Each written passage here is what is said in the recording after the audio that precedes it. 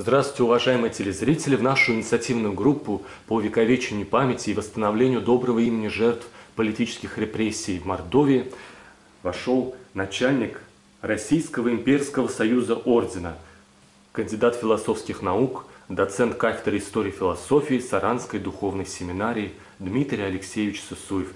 Дмитрий Алексеевич, вначале расскажите, пожалуйста, какое у вас общее отношение к периоду репрессий, в частности, в нашей стране, и какое эти репрессии оказали влияние на наше общество? Ну, какое здесь может быть отношение?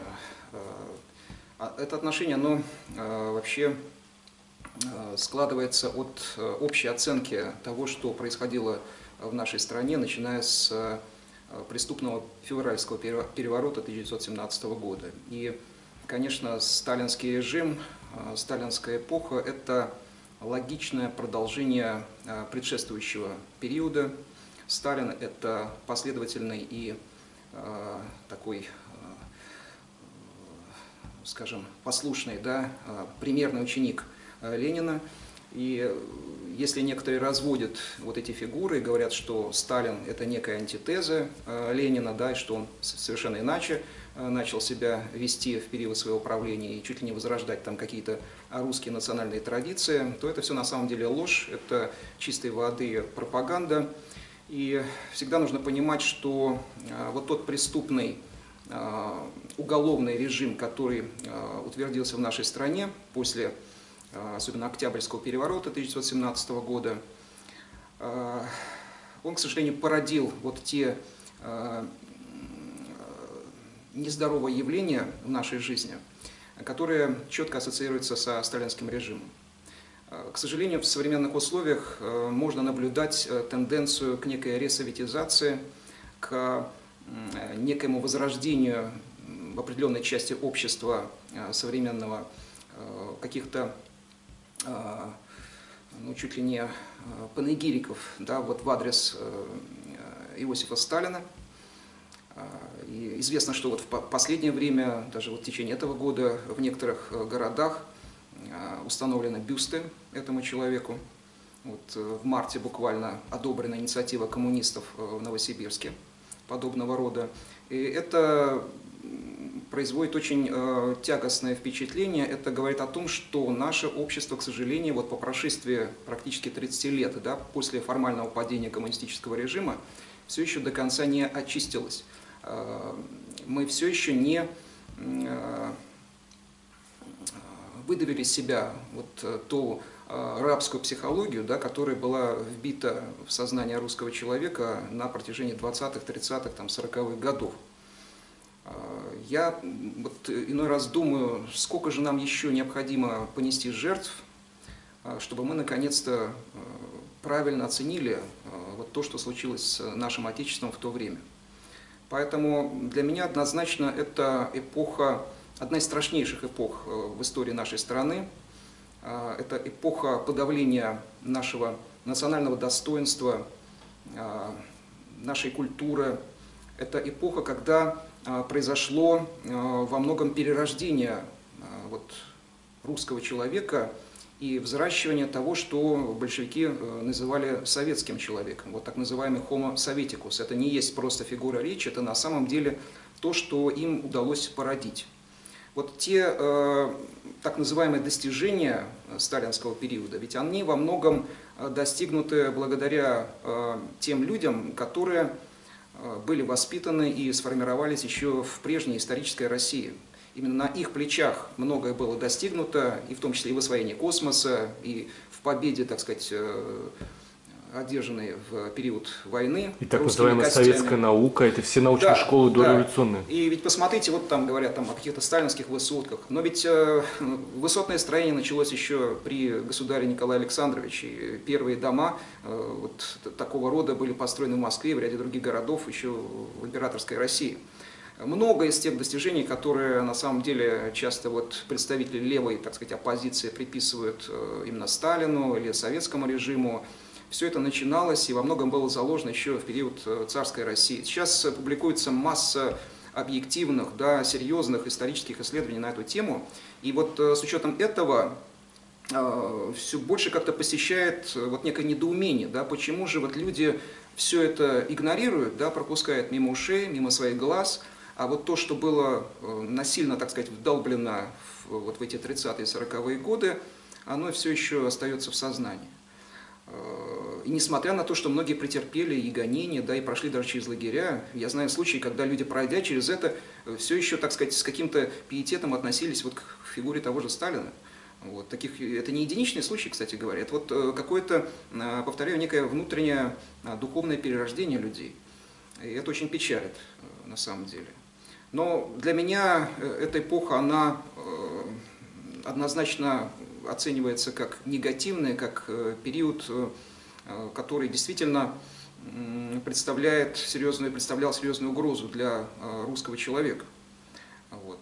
С другой стороны, это, конечно, и период, который дал нашей стране тысячи имен подвижников, да, людей, которые, несмотря на то, что положили свои головы вот в этот период, они спасли честь исторической России, и сегодня они есть для нас вдохновляющий пример, на котором мы можем стремиться к возрождению нашей страны. Но, к сожалению, вот я повторяю, многое сегодняшнего дня оно вызывает очень серьезную настороженность. Не забудьте эту мысль. И вот для сравнения видно, что когда Советский Союз и, будем считать, коммунистическая идея пала, условно говоря, в 1991 году, не было никого, кто бы защищал вот так вот, как когда в 1917 году пала императорская вот как бы идея. Да, миллионы людей защищали. Вот видно, сколько людей в советское время верили. И, то есть можно сравнить. То есть на самом деле, да, вот история нашего трагичного, да, 20-го столетия, она демонстрирует то, что в основе своей все-таки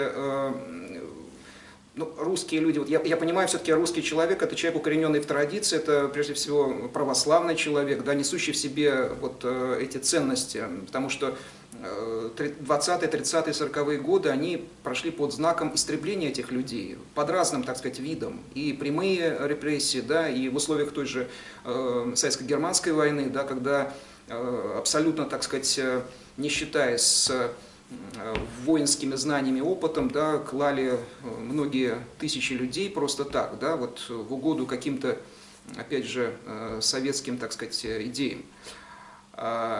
И вот что я хотел сказать, немножко мысль ушла. Конечно, я вас сорвал.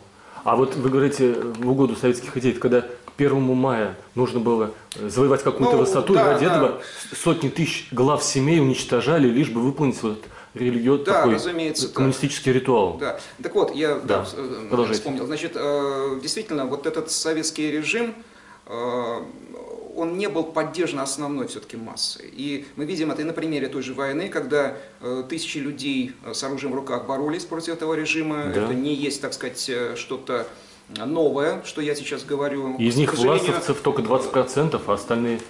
Да, это различные формирования, это отдельная тема, она, к сожалению, сейчас опять начинает замалчиваться, да, опять же, в угоду того, что вот эта победа, пирова победа, как мы ее называем, да, она, к сожалению, тоже превращается в некий такой фетиш. Государственной идеологии, да. Да, как столб этой государственной идеологии, берите ее, и все, на самом деле, рассыпается. Да, да. Так вот, возвращаясь к событиям того же там 17-18 годов, ведь действительно тысячи людей, да, вступились в борьбу за честь поруганной отчизны. Да, многие из них первоначально ликовали, поддерживали даже некоторые из тех, кто вот совершали тот же февральский переворот. Но вот в процессе осмысления этих событий, более того, я вот недавно, скажу так, просматривая в архиве подшивку пензенских епархиальных ведомостей за 1917 год, я с удивлением обнаружил, да, что вот как раз публикации там 17 года, это епархиальное церковное издание, да, представьте себе, так там после февральского переворота такая радостная публикация на предмет того, что вот наконец-то оковы самодержавия пали. То есть ощущение такое, что эта публикация больше бы гармонично смотрелась в какой-нибудь там «Искре», да, большевистской, да, а не в епархиальном издании. То есть, к сожалению, и церковь здесь себя показала не в высоте, а именно иерархия церковная, к сожалению, далеко не все. Но так вот, пройдя через вот эти трагические испытания, многие действительно осознали тяжесть того преступления, которое было совершено, и постарались своей кровью искупить этот грех.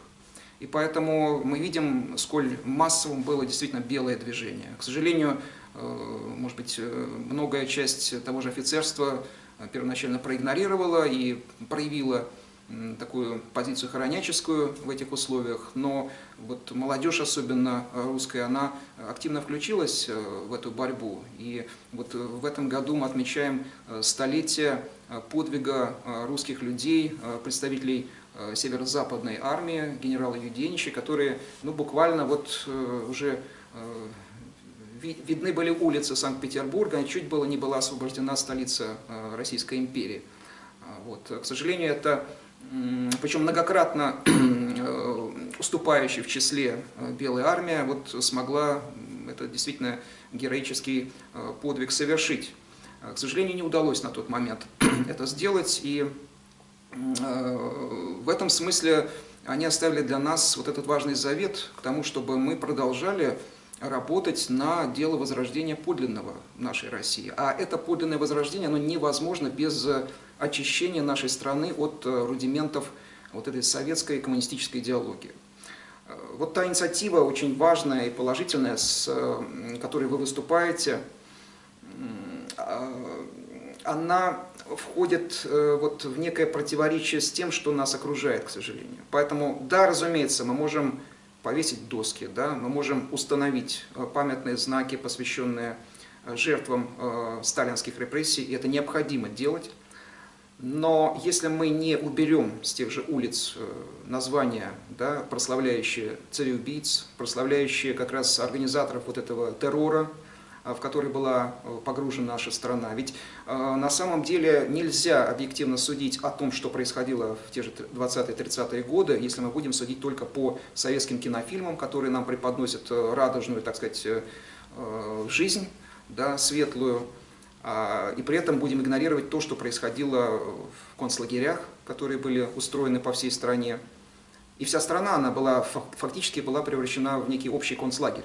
Вот я в этом смысле всегда рекомендую и своим студентам почитать книгу одного замечательного русского мыслителя, публициста, очень яркого публициста. Вот часто ведь, когда говоришь о ГУЛАГе, ассоциации возникают с авторами, которые описывают эти события, Солженицын, да, как минимум возникает в памяти. Так вот, я хотел бы назвать еще одно имя, это Иван Лукьянович Солоневич, который издал за рубежом первоначально книгу под названием «Россия в концлагере». Вот это на самом деле книга, она, правда, порядка там 600 страниц, но это то, что надлежит, наверное, каждому русскому человеку прочитать. Просто можно, я не знаю, была бы возможность просто раздавать эту книгу бесплатно, да, чтобы люди вот могли, прочитав ее, да, по-настоящему уяснить для себя, через какие страшные испытания прошло наше Отечество. Причем это человек, который сам лично, и его брат, и сын прошли через вот эту систему ГУЛАГа и удивительным образом сумели совершить побег, вот, и стали живыми очевидцами, свидетелями, и оставили для нас вот, в качестве назидания это описание. Поэтому, вот зная все это, зная через личный опыт и моей семьи, да, которая тоже соприкасалась во многом, да, вот с этим временем, да, и я бы мог вообще не быть на этом свете, да, если бы вот чудесным образом моему деду, например, не удалось сбежать, да, вот из дома, в который загнали, значит, крестьян, которых собирались выслать, да. Вот ему, можно сказать, повезло, да, он смекалку проявил, да, все-таки был участник Великой войны, Первой мировой войны, вот, благодаря этому наша линия продолжилась. А не получилось бы, сгинул бы вот так же. Поэтому это все действительно очень больно, и у меня всегда вызывает не то, что недоумение даже, а большой вопрос. Вот люди, которые до сих пор носятся с идеями Сталина, да, с его портретами, восхваляют его. Я считаю, что это происходит либо от их тотального невежества, вот, Вот. Либо просто вот какой-то нравственной ограниченности, что ли, вот, духовной поврежденности человека, потому что ну, не может человек, зная всю вот, подноготную этого процесса, да, все так же упорно продолжать восхвалять своих палачей, убийц, да, тех, кто политику террора возвел в ранг государственной политики. Вот это очень опасная тенденция, и, к сожалению, повторяю, вот в современных условиях мы видим какие-то элементы, да, возрождения, что ли, вот этой идеологии, этого эффективного менеджерства, да, вот это очень опасная тенденция. Ну вот вы согласны с тем, что все равно Сталином будут восхищаться из-за того, что, ну вы это и сказали, что вот, миф, вот ложная сторона победы во Второй мировой войне Советского Союза, победа была, но вот та ложь, которая наслаивается на это, она именно держит этот культ Сталина, потому что скрывается правда о том, что Сталин ввел нашу страну во Вторую мировую войну еще с 1939 года, хотя он мог заключить союз с государствами, которые не допустили бы войну. Сталин всячески помогал оружием и всеми природными ресурсами России для того, чтобы поддерживать гитлеровский режим, потому что надеялся, что он победит западные страны. И Сталин сам ввел, и его руководство, нашу страну в военные действия непосредственно по захвату соседних территорий. То есть этим показывает, что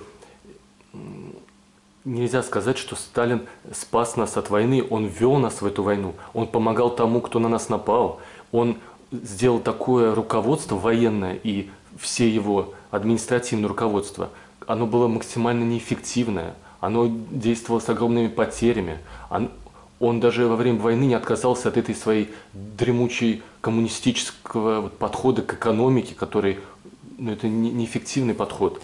То есть, если с научной точки зрения посмотреть качество его работы, то окажется, что очень большая часть потерь нашего народа во время Второй мировой войны вызвана бездарностью Сталина и его кадровой политики, и его ценой его репрессий по отношению к нашему народу, когда народ не хотел защищать коммунистическую власть, он не считал, что часть народа не считала даже, что вот эта нацистская власть, она намного хуже, чем советская.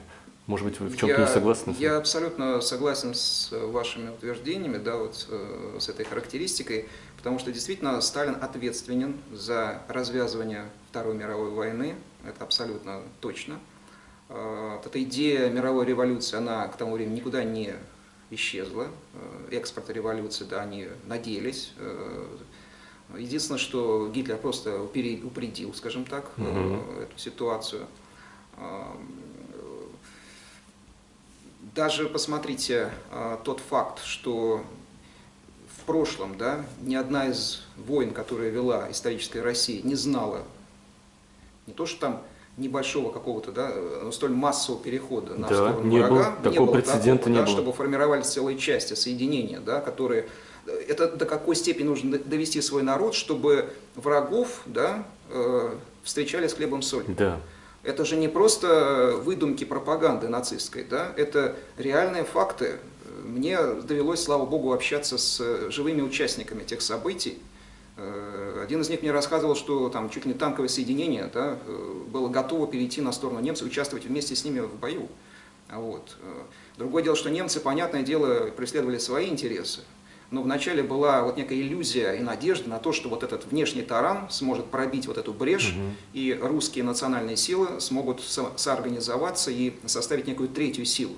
Поэтому очень важно понимать, что участники и Власовского движения, да, и других каких-то национальных формирований русских, это не предатели Отечества, это люди, которые действительно не за шкурный интерес сражались в этих условиях. Да, это очень трагично, когда русский человек идет фактически, да, потому что убивали-то русские русских. И понятно, это не может порождать какие-то положительные эмоции, Но в тех условиях, ведь почему в зарубежье, да, русская эмиграция называла события этой войны Второй гражданской войной? Потому что фактически это была Вторая гражданская война, она не закончилась. Была та же Красная армия, между прочим, да, это не была русская армия, которая сражалась там с Гитлером, да, это была Красная армия. Вот. Идейные установки были те же самые. Пусть не обольщает нас и не рождает какие-то иллюзии то, что в 1943 году там вернули погоны, да, стали вдруг открываться православные храмы в нашем Отечестве, хотя после войны стали закрывать фактически, снова. Да, посмотрите, к началу войны ни одного монастыря не осталось, да, все было уничтожено. У нас что, в Саранске немцы, что ли, храмы громили, да? Нет, это же вот свои, якобы, да, свои. Но я их не могу называть русскими людьми, потому что это люди, которые предали, да, фактически свою родину. И вот в этих условиях русский человек находился как бы между молотом и наковальней. Есть такое сравнение, понимаете, да. Я просто хочу мысль вот эту Да, закончить, что, к сожалению, ведь не историческую Россию это защищали, а фактически вот этот режим. Вот почему и для многих вот этот нравственный выбор, да, и был в сторону вроде бы внешнего вот этого врага, потому что надеялись, что все-таки как-то ситуация вырулит в ту сторону, что немцы будут считаться с... И они на самом деле в некоторых регионах считались, достаточно вспомнить там опыт Брянской, Орловской областей, где было вообще создано национальное русское самоуправление. Вот. Тоже интересная страница, которая опять сейчас как-то под спут уходит, да, но вот для заинтересованного, внимательного исследователя и читателя вот эти вещи тоже не должны проходить мимо. Поэтому, когда мы вот с этими фактами сталкиваемся, они в очередной раз говорят нам о том, что это фактически была действительно вот Вторая гражданская война. Вот. И более того, масштабы этой войны могли быть еще большими, если бы, повторяю, нацистский режим не сдерживал бы возможность формирования русских частей, да, и дать им возможность реализовать свой потенциал. Целый иммигрантский русский корпус на Балканах только находился, да, люди, которые там были и деды, и, так сказать, и среднее поколение, и молодые люди, которые были готовы вступиться вновь, так сказать, продолжить вот то дело, которое вели участники Белого движения, начиная вот с 1917-18 годов. Поэтому я говорю об этом с болью в сердце, и это очень трагичные моменты, опять же, проходящие через нашу семью. У меня, допустим, вот троюродный брат матери так и остался за рубежом, и его семья потом жила в Соединенных Штатах Америки. Вот. Это тоже, в общем-то, не такая уж дальняя ветка. Да? Родной брат бабушки сгинул в сталинских лагерях, тоже был участник этих событий, и потом, в общем-то, был, насколько вот мне известно, расстрелян. Вот. Так что это не просто рассуждение по поводу прочитанного какого-то материала, а это то, что проходит болью, так сказать, и через историю нашей семьи в том числе. И как бы это правда не выглядело жестокой для того, кто слишком доверчиво относится к сталинскому отношению к нашей истории и восприятию этой войны, все-таки мы должны смотреть на факты. Если факты такие, мы должны их признавать, как бы нам не нравился вот такой простой подход. Ну, что да. Все, кто за власть, это хорошие, все, кто чуть-чуть противостояли и сомневались, кто лучше, Гитлер или Сталин, это значит плохие. Все-таки мы должны более глубоко понимать мотивы и... Да. Я вот хочу вот вашу мысль в какой-то степени продолжить и сказать о том, что эта война, она фактически поставила вот эту точку в плане уничтожения русского народа. Потому что, повторяю, Сталин и вот то, как велась эта война, да, и под каким все это соусом происходило, это, к сожалению, вольно или невольно привело вот к гибели очень большого количества молодых людей, будущего России, вот, к сожалению. Хотя я так вот анализирую, да, разумеется, понимаю, что многие из них уже выросли там, в 20-30-е годы, там, ведь большое количество молодых людей, это рождение 22-23 годов, они уже родились при советской власти, да, они уже впитали вот этот яд, да, идеологии, который существовал. Но при этом, вот, тем не менее, и среди этого поколения было немало тех людей, которые, наверное, под влиянием своих родителей все-таки несли в себе историческую Россию, вот, и в окопах войны вспомнили о Боге, потому что, как известно, в окопах атеистов нет, да, и вот я думаю, что это тоже в какой-то степени содействовало возрождению национального подъема, но в полной мере его реализовать не удалось. Вот в зарубежье известна такая тоже в какой-то степени, может быть, романтического плана фраза генерала Антона Ивановича Деникина, что вот Красная Армия разгромит врага, а потом обратит свои штыки и освободит, так сказать, и Отечество от этого сталинского режима. Так вот, первая часть, она случилась, слава богу, да, а вот вторая, к сожалению, не была реализована, и наша страна вновь, так сказать, оказалась в лапах, да, и вот в этих оковах сталинского режима. И вы совершенно справедливо отметили, что вот те послабления, которые были даны той же нашей Русской Православной Церкви, они после войны стали, опять же, урезаться, опять же, стали закрываться храмы. Это не после Сталина, а как раз в его период правления. То есть не нужно здесь списывать все там на хрущевские какие-то гонения. Это отдельная, так сказать, страница нашей истории. А Сталин в этом смысле, поэтому реализовывал очень прагматично, так сказать, свою политику. И когда у него, так сказать, запахло жареным, да, он разыграл русскую карту. Когда опасность для него и для его режима миновала, он опять вернулся, так сказать, к своим идейным установкам. Он же не отказался ни от каких большевистских, так сказать, лозунгов, установок, да, то есть не произошло какого-то внутреннего перерождения этого человека. Поэтому здесь не нужно никаких иллюзий питать. Потому что есть категория людей, которые чуть ли там не в ранг святого даже зачисляют. И такие больные, так сказать, на голову, да, есть люди. Вот. Так что мы должны четко и ясно понимать, что этот период, это период, когда наше Отечество и наш народ находились в оковах, да, русофобского режима. Вот. И наш долг людей, которые вот это понимают, осознают, стремится к тому, чтобы очищать свою душу, очищать наши города и села, да, вот от рудиментов этого режима. Да, это непросто, потому что это настолько срослось и настолько изменило наше бытие, что, к сожалению, иногда кажется, что уже невозможно ничего изменить. И только с Божьей помощью, и на самом деле, наверное, только так мы сможем действительно от этого всего избавиться. Но это так же, как, я вот сейчас такую аналогию провожу, что ну вот некоторые привыкли жить в бардаке, да, в грязи, и когда им говоришь, ну, ребята, вы наведите у себя немножко порядок, уже будет чисто, говорят, да мы уже привыкли, да, мы в этом, так сказать, живем.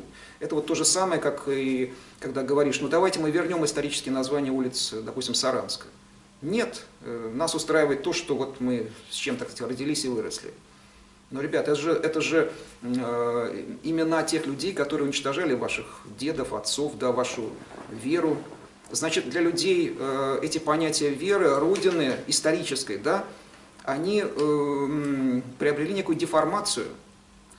Вот был такой замечательный в XIX веке русский философ Константин Николаевич Леонтьев. Мне очень понравилась одна из его фраз, она очень хорошо вписывается в контекст того, о чем мы сегодня с вами говорим.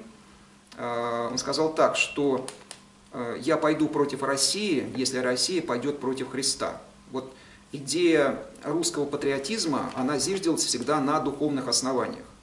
То есть это не просто, так сказать, любование березкой около дома или там какой-то территорией. Родина – это понятие духовное прежде всего. И когда мы изменяем вот в духовном смысле, то уже ни о каком патриотическом возрождении речи не идет. А, к сожалению, в современных условиях, сейчас куда ни плюнь, везде патриоты, да, но этот патриотизм, он, к сожалению, в моих глазах, да, вот, и с моей точки зрения, он деформировался вот в некое подобие совпатриотизма. Да, вот этот извращенное, так сказать, это состояние любви не к Отечеству, да, а к некой форме правления, да, к некому режиму, он затмил в сознании людей вот подлинное понимание того, что есть Родина. И отсюда, с моей точки зрения, тоже многие, так сказать, беды нашего сегодняшнего дня проистекают. Поэтому мы не сможем по-настоящему возродиться, если мы не откажемся от этой разрушительной идеологии, если мы не покаемся, на самом деле. Вот Нюрнбергский процесс прошел, а, к сожалению, подобного процесса в нашей стране не произошло. Именно поэтому Германия сейчас одна из самых развитых стран мира, потому что она очистилась от этого тормоза. Я считаю, что это во многом... Некоторым кажется, ну что вы, это же все, так сказать, некие слова, какие-то романтические там... Но это для людей, не живущих духовной жизнью. Для людей, которые живут духовной жизнью, эти вещи очевидны, что вот все это, что нас окружает, в том числе и мавзолей Ленина, да, на Красной площади, это как некая заноза в сердце, вот я такую аналогию провожу, да. Пока мы от этого не избавимся, ребята, ничего хорошего в нашей жизни не будет. Ни возрождения экономического, ни политического, если мы все еще одобряем, фактически, да, некоторые говорят, ну мы же не участвовали в этом, да, ну пусть это сохраняется. Ну, хорошо, если кому-то это очень дорого и близко, но соберите это, как вот иногда предлагают, да, в каком-то отдельном месте. Парк советского периода. Да, парк советского периода, и пусть там поклонники, идола, так сказать, служители всего этого, вот они там собираются, этим любуются. Но когда мы декларируем возрождение исторической России, когда мы возрождаем наши святыни, строим храмы великолепные, да, соборы, и при этом сохраняем статуи идолов Ленина того же, да, которым утыкано практически каждый, да, населенный пункт, более-менее большой, то это, ну, как минимум, вызывает некое недоумение, это некая шизофрения. И в этом состоянии мы воспитываем следующее поколение людей. Они уже взращиваются с, ну, скажем так, с той мыслью, что такие вещи нормальные, когда фактически и Христос, и дьявол, да, как бы вот уравниваются, ставятся на одну, так сказать, линию, да. И если ты организовал убийство миллионов людей, это тебе не помешает стоять на центральной площади города. Да, да. Более того, видите, это даже какой-то почет, получается, вызывает. Вот для меня это вещь, ну это нонсенс какой-то. И поэтому люди, находящиеся у власти, к сожалению, многие из них, это все те же люди, которые прошли через школу комсомола, так сказать, партии, да, и они в какой-то степени продолжают вот линию своих предшественников, хотя многое, конечно, изменилось, вот, и в риторике, да, и в отношении, хотя при определенном моменте вот это нутро, оно вылезает наружу, да, когда вдруг вспоминаю там о каком-нибудь юбилее комсомола, это вот, я всегда это сравниваю с тем, что это все, что в Берлине там или в каком-нибудь, да, немецком городе вдруг бы собрались участники Гитлер-Югенда, да, или там НСДАП, кстати, социалистической рабочей партии Германии, да, вот не будем забывать, что да, дрались в этой войне два социалистических режима, то есть чуждые и тот, и другой русским национальным интересам, вот, то есть вот такая ситуация. Ничего подобного в Германии сейчас не может быть. Если там и собираются люди, так сказать, приверженцы подобной идеологии, то они собираются тайком, и не дай бог, так сказать, об этом будет известно.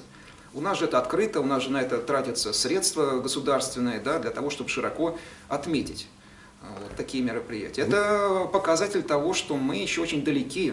Вот, понимаете, вот, на самом деле прошло уже почти 30 лет. Это же огромный все-таки срок. И мы до сих пор, повторяю, окончательно не избавились от этого. Вот был шанс в 90-е годы, к сожалению, все-таки переломить эту ситуацию не смогли, вот, хотя были все условия для этого уже созданы.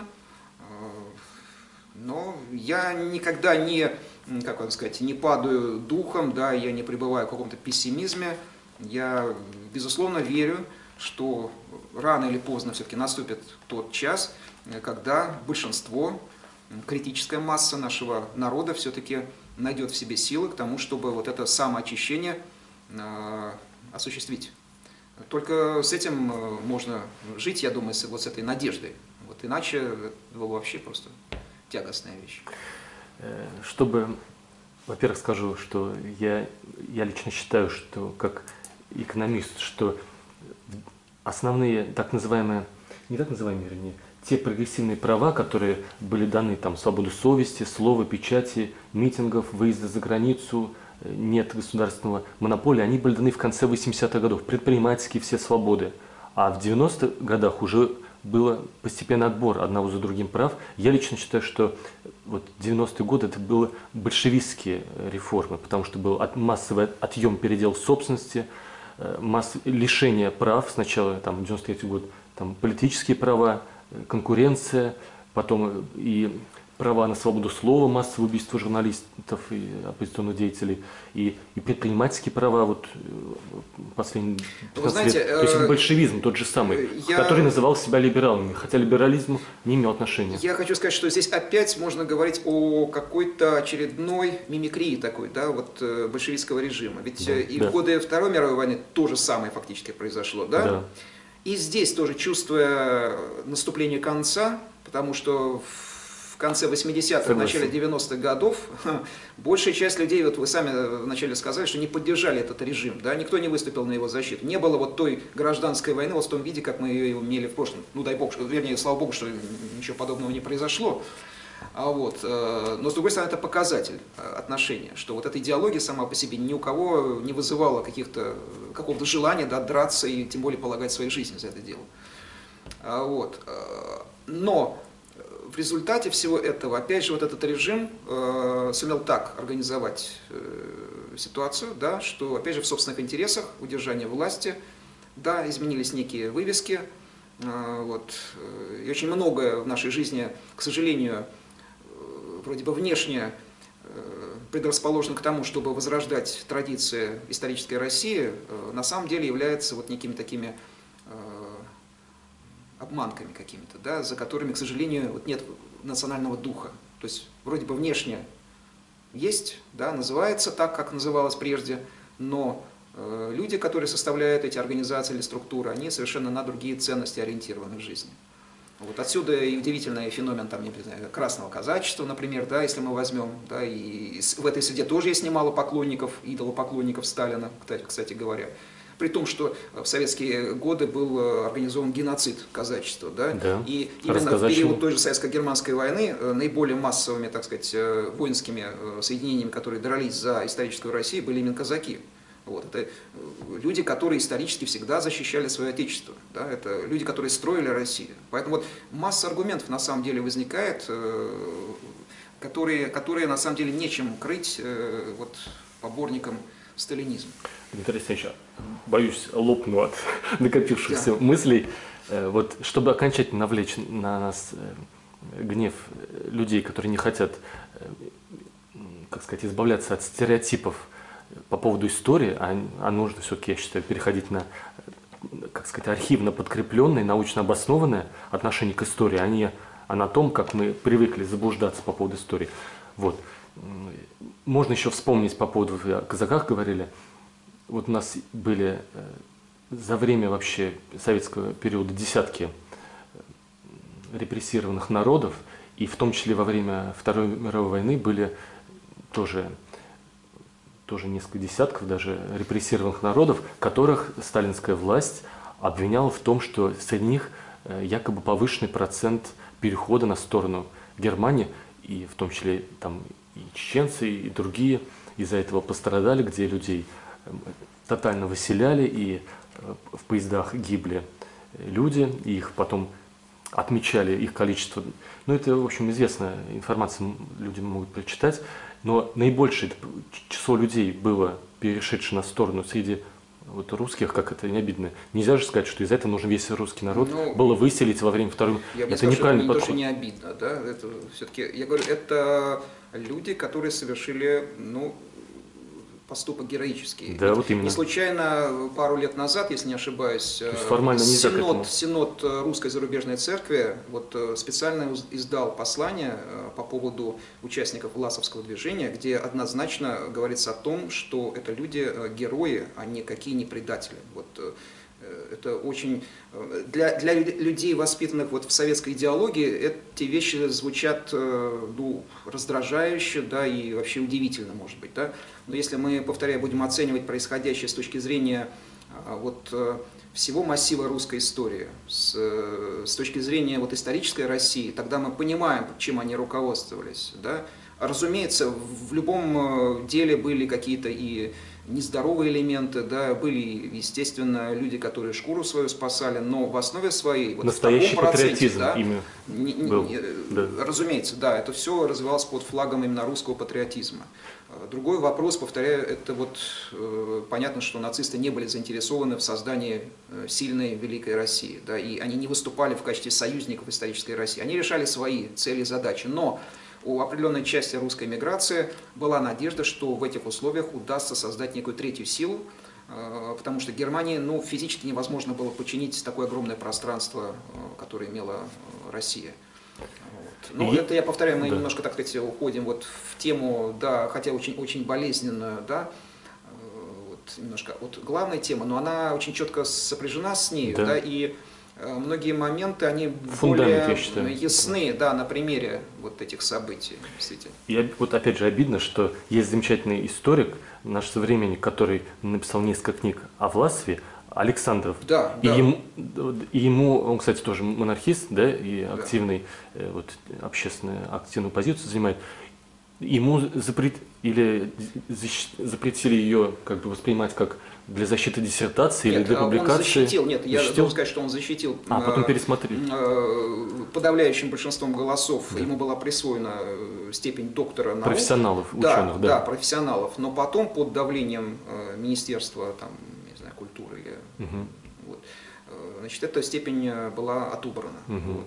Он, разумеется, не комплексует по этому поводу, да, потому что для него было очень важно сказать слово правды. И вот в современных условиях, я считаю, да, очень важно стоять на защите именно правды. Вот. Только на этом пути, как мне кажется, да, мы сможем по-настоящему очиститься, если мы будем говорить правду, служить именно подлинным интересам России, а не сиюминутным каким-то интересам. И даже вот посмотрите, некоторые вот в условиях там вот этого кризиса российско-украинского, да, используют как раз ситуацию, что современная Россия все так же облагораживает памятники Ленину, да, это тоже как один из аргументов с их стороны, что вот мы ориентированы как раз на красный, так сказать, вариант. И для многих на Западе даже импонирует то, что здесь это все культивируется и поддерживается, потому что это не в интересах действительно наших объективно, вот, а в интересах Запада вот эту ситуацию, так сказать, в продолжающемся таком вот вялотекущем состоянии поддерживать. То есть мы их обвиняем, что у них прославляется Бандера, который частично, это часть общества, даже украинского, не согласна с этим, они не согласны с прославлением Бандеры, потому что он участвовал там в антисемитских действиях, но у нас у самих Сталин, Ленин, те, кто организовывали репрессии против там десятков народов, миллионами людей уничтожали по разным экономическим основаниям, классовым и так далее. Нам ли... Ну да, то есть я хочу сказать, что в том столкновении, да, те осуществляли принцип геноцида по расовому принципу, да, а у нас по сословному, так скажем, да, это осуществлялось. И у нас тоже по национальному, Дмитрий Алексеевич. И по национальному, ну, много чего на самом деле было, вот, в угоду этой человеконенавистнической идеологии. И вот этот печальный результат, к которому мы пришли, к обескровливанию и экономическому, да, и людскому, потому что вот этот сталинский режим, он фактически привел к вырождению нашей нации, по большому счету.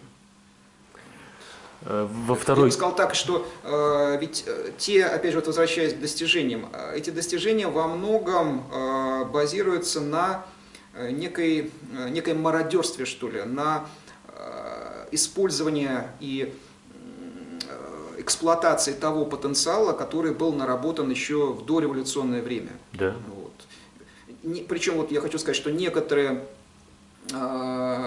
из предприятий, даже, да, и, скажем, там, каких-то механизмов, которые были созданы еще в исторической императорской России, до сих пор в ходу и действуют, да, даже плавают и корабли, еще созданные при Николае II, да, электростанции работают, то есть посмотрите, насколько этот потенциал был серьезен, да, мы до сих пор пользуемся вот мостом, построенным в 1912 году в Саранске, да, а вот Химашевский мост уже ремонтировали сколько раз, да, это тоже вот как-то, ну, зримо нам, образно надает вот этот контраст между той основательностью, серьезностью, с которой подходили к делу люди, да, вот, в исторической России, и с тем, что мы сталкиваемся уже вот в советский период и постсоветский период. Пожелания нашей инициативной группы мы обсудим во второй части программы. Сейчас конец первой части.